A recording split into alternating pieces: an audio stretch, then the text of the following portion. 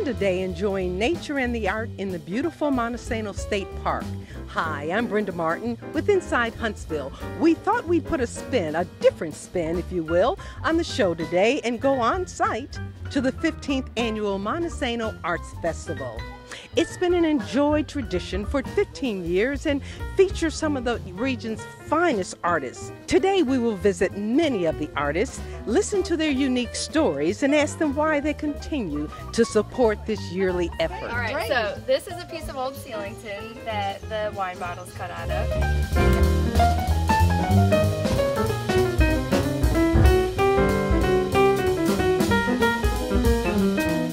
In the lodge, there's local musicians and featured artists from around the region. Let's go inside and see who's there.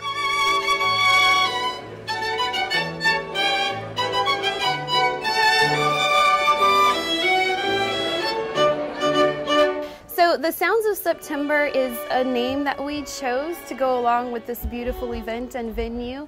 So it's made up of 6 young ladies and 1 gentleman and string players and a keyboard.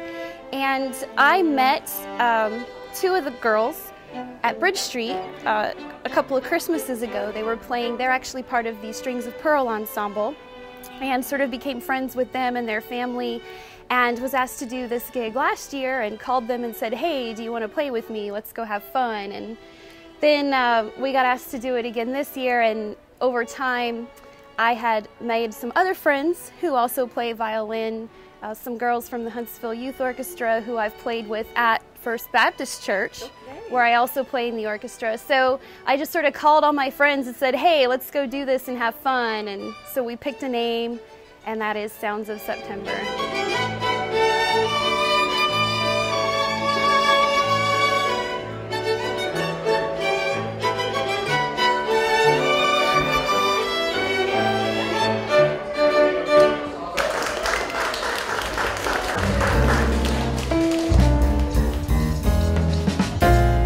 As a clam today. The sunlight is out, you know, there's no rain. We've got a great crowd here, and the artists are selling a lot of work, so I'm as happy as can be.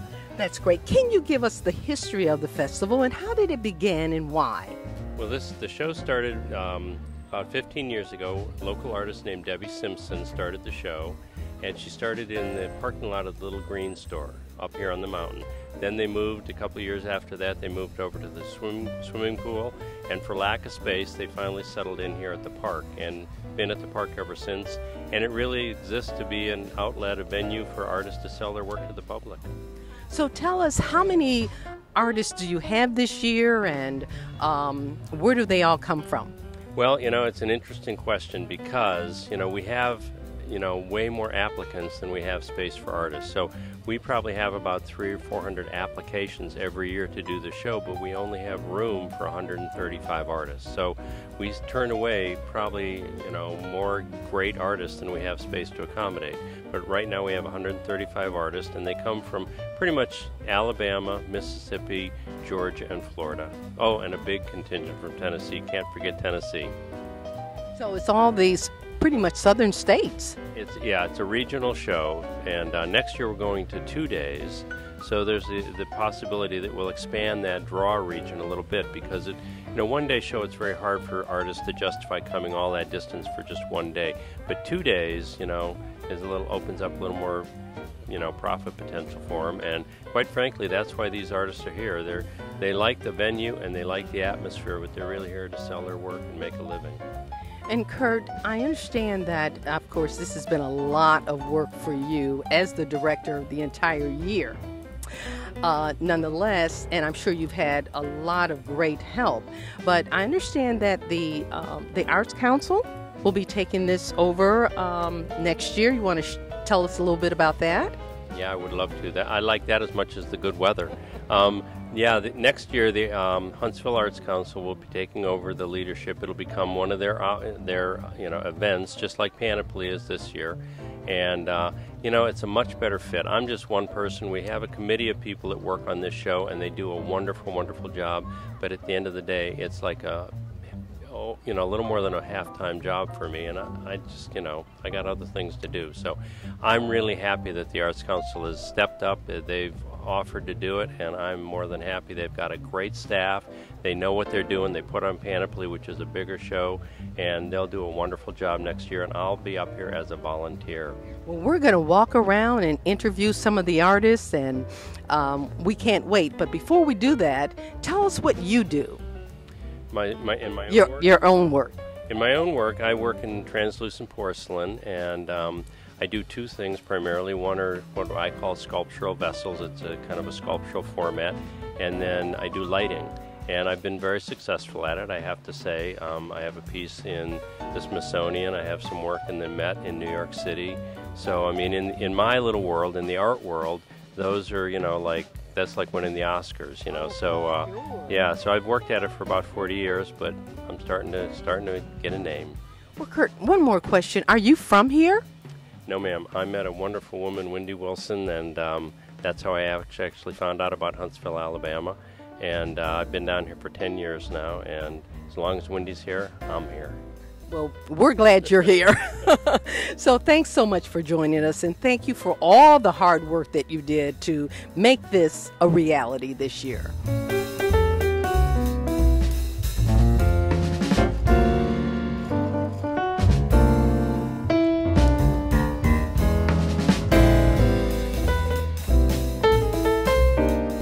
Tell us a little bit about you. I am originally from Tupelo, Mississippi, by way of Washington, D.C. I'm currently living in Birmingham, Alabama, and I've been in-state since 1996. I'm a graduate of Howard University School of Fine Arts, and I've been involved in the art festival circuit for about 8 years now. My medium is linoleum block relief print. And you're going to explain that to us. Okay, linoleum is a soft material. Most people are familiar with woodcuts. Linoleum is a softer material. It is not the linoleum that your mama used to put on her floor. Okay. This is an artist grade linoleum, and I use various gouges to cut the relief into the surface of the matrix, it's called. Once that is cut, I'm then inking the block. The block is then placed on the bed of a press, and the press is what I use to crank the inked block and the paper so that I eventually end up with very opaque ink surfaces. So tell us, you have different types of sayings on your painting. What's the history behind that? Well, I'm a Tupelo, Mississippi girl, and there are many storytellers in my family. When I first started out, I started out as a needlepoint artist simply because I wanted to create and stitch my own images. I wanted to become involved in the art festival circuit, but I could not build inventory fast enough. And so I took those same images and converted them to block prints. This way I'm able to cut a block, print, I can make small editions, large editions. The point is I am very interested in seeing African American imagery, yes, Southern rural black imagery. And this is what you see. The sayings are original. I will hear a conversation, I'll see something in a book, a real book, not an e-book. Okay. And I'll just take that saying and put my own twist on it. So, for instance, I ain't fixing to sit down. Most people are familiar with juke joints. And in Birmingham, we have one of I think the last juke joint in the state, and that's Gipp's Place. And this is one of the things that you hear him say a lot. When he's playing, and he's playing non-stop for 10, 15, 20 minutes, this 83-year-old plus man will tell you that he ain't fixing to sit down. How about that? And so that's how I was able to come up with that particular saying. So all of the sayings are based on conversation, based on little tidbits of something that I've heard or read, and I'll just put my twist on it. Put your own personal twist to it. This is wonderful. I like this one here. Yes, this is based on Willie King. This is an actual quote that Willie King made. He's now deceased, and I understand that he was one of the premier blues guitarists in the state. He passed away just after I arrived in state, and so I did not get a chance to meet him. But I admired him and his music, and loved the saying. Well, one of my favorites, pray big. Pray big. Everybody can identify with that. Yes. And I would just say, keep it close to your heart and pray big. And pray big. Thank you so much for taking time and sharing your art with us. Thank you so much for having me. I've had a good day here on the mountain. Yes. This is my first visit, my first participation in this art festival, and I hope to come back next year. Well, we hope to see you. Thank you.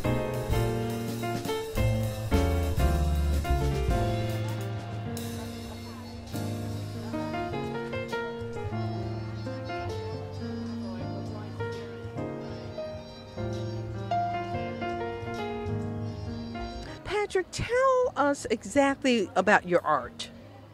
Well, I studied painting, or I went to school for painting, and accidentally got involved in jewelry. Okay.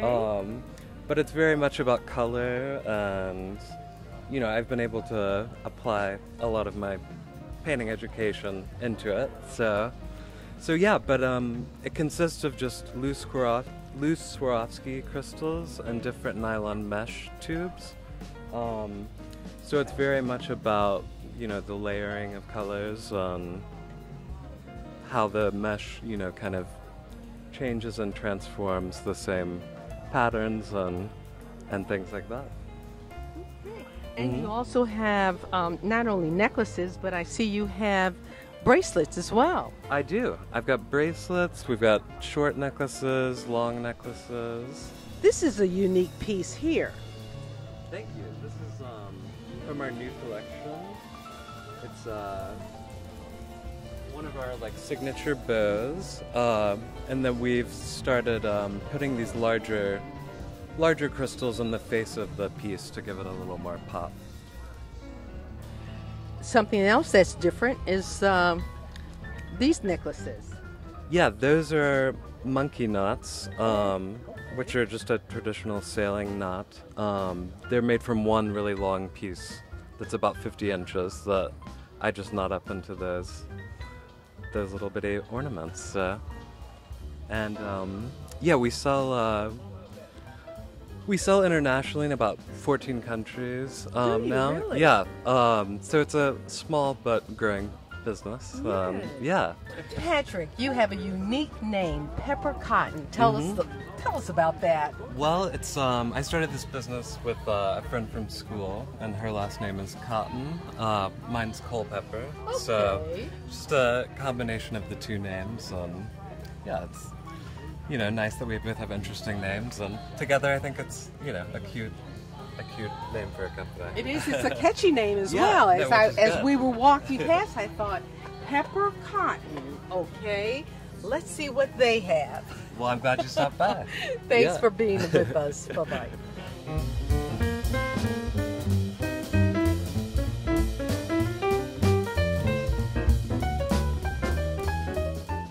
You have some unique art here. It's called recycled folk art. Tell us about it.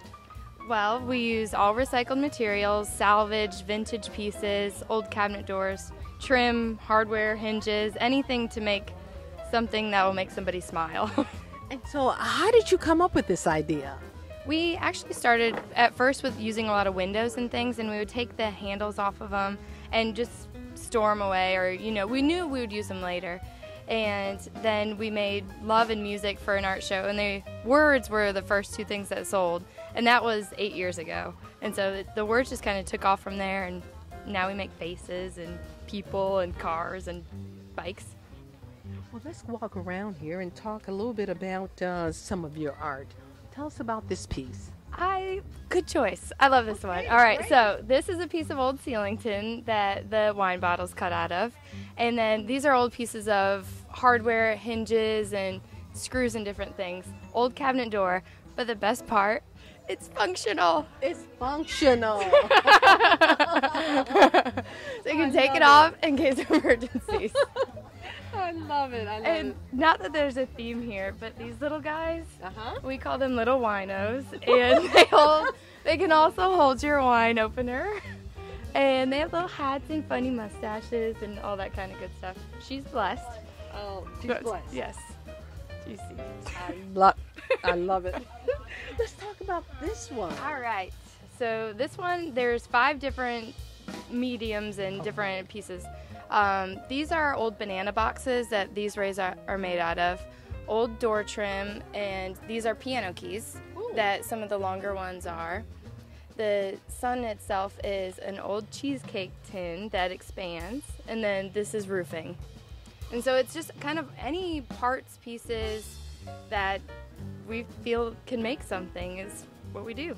On our way home, we'll always search for different antique shops or salvage yards, and so that's what a lot of these metal pieces are. We'll find them old, rusty, crusty, clean them up, paint them up, and then mount them on fencing or cabinet doors, old hardwood flooring, anything like that.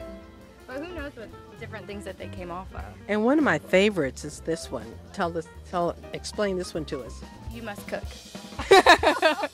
So this one, try and use more kitchen things, and so you have the knife, fork, and spoon, and then we'll use even plumbing parts. And I'm not sure what this is, what that's off of, and then that's off of a door handle. And just try and get every single room involved, and think about different people. Truly unique. Thank you so much for spending time with us, Nicole. And also, let's see, you're not from Huntsville, but you're from? Chattanooga, Tennessee. Okay, well, welcome. We certainly appreciate you being here with us. Thank you. The Monte Sano Arts Festival has numerous local sponsors, and one of them is the Little Green Store, located here on Monte Sano Boulevard, owned and operated by Anna Byrne. And she's with us today. Anna, thanks for joining us. Thank you so much for being here and for supporting all the artists today. Well, you obviously feature a number of artists in your store. Tell us why you decided to support this.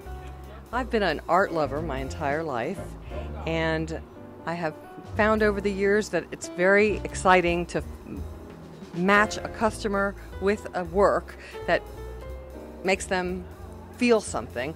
And I'm not an artist myself, but I love art, and I've just had the pleasure of working with a lot of local artists and regional artists, and I have a community that supports art a great deal, and so it's just been a pleasure. Give us a little history on the Little Green Store. Hey, the Little Green Store is 6 years old. We started very small. It was very little, which is where the name comes from, and we've expanded twice. We are about to expand again in January, and we'll take over the entire building. We started off mostly with just local artists and recycled, organic, and eco-friendly products. We have evolved into an American handcrafted store, so we still have primarily local artists, but the rest of the store is filled with handcrafted American art. Well, we want to thank you for being with us, sharing some time with us. Now we're going to go inside, and so that our public can see the many beautiful things that you have. Thank you so much for being here, and thank you so much for supporting the arts. You're welcome.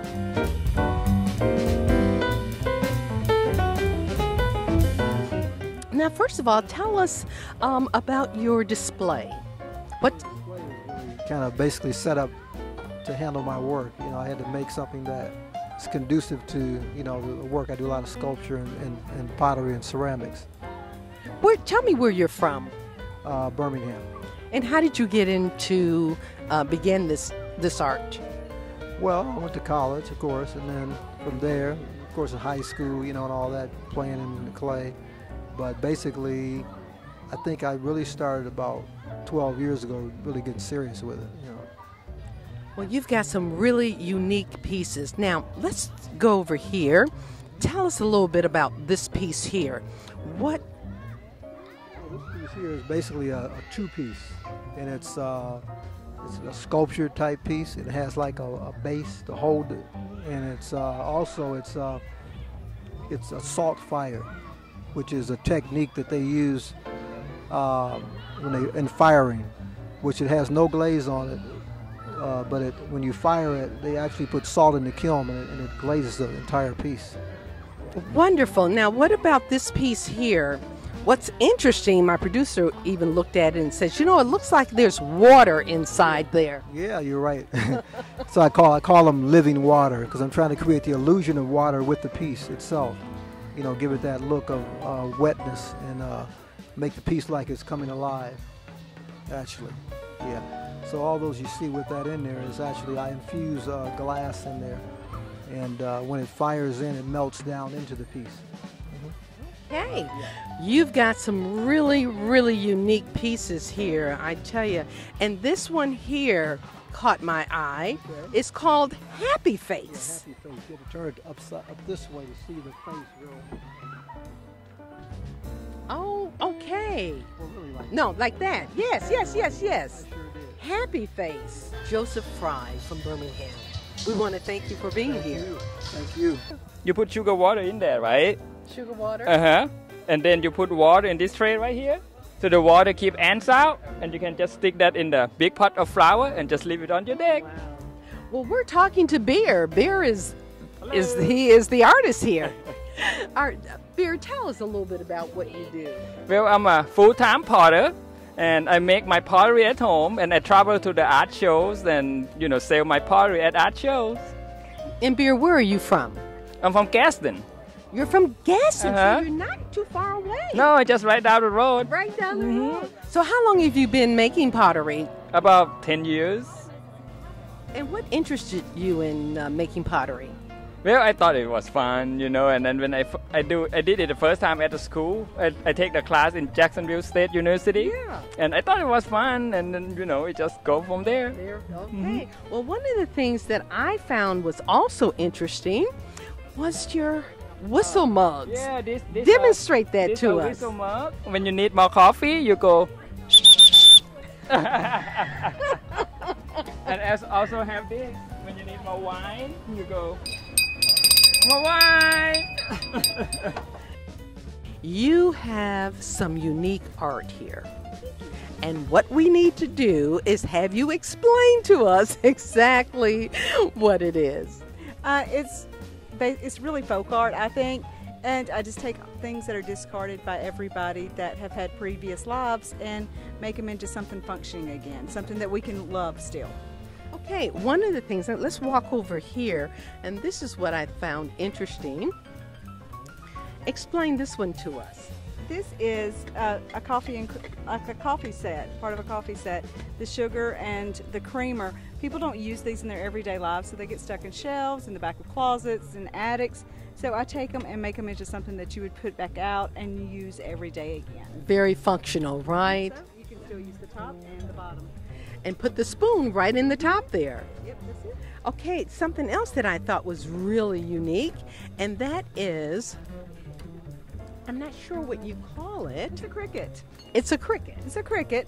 It's an old monkey wrench and wrenches, and I just put them together so they become an animal. I buy broken lots of tools at auctions and I put them together like that. Hey, Alicia, where are you from? I live in Boaz, Alabama. And how did you become a folk artist, if you will? I was making my kitchen table. I found this table behind a restaurant, and I picked it up and I took it home and I started redoing the top and the bottom and repainting it, and it's just like crafty hobby stuff that got out of hand, and I decided I didn't want my real job anymore, so this is what I wanted to do. So I love it. I love it. Okay, there's some other unique pieces around here too that I'd like to show our viewers, and it's that one. this right here is it's a coffee service. It's a coffee pot and the sugar again and a bowl, and on the bottom is a candlestick. Oh, okay. These are all things that get thrown up in an attic, so I put them together, and now she's a very beautiful girl. Her name is Natasha, and you can sit her on a table and put things in her head. Here is another unique piece. Alicia, tell us about this one. And where would you put it? You put it out in your yard. Okay. And it's built to hold a plant. So you put a plant here and it becomes like fluffy hair or, a body. And it's an old bedpan. We don't use these very often these days. They come in the nice plastic, disposable kind. But this, when I was little, my grandparents had these at their house. And you just take him and put him out in your yard and put a big, beautiful plant in him. most people would just simply throw these cans away. This is, I made it into a fish, and little birds will nest in there, or they can become bird feeders, or you can plant little plants in it. And so just decorate up everything. Alicia, thank you so much for sharing your wonderful art with us. No problem. Have a great afternoon. too. Okay, bye-bye.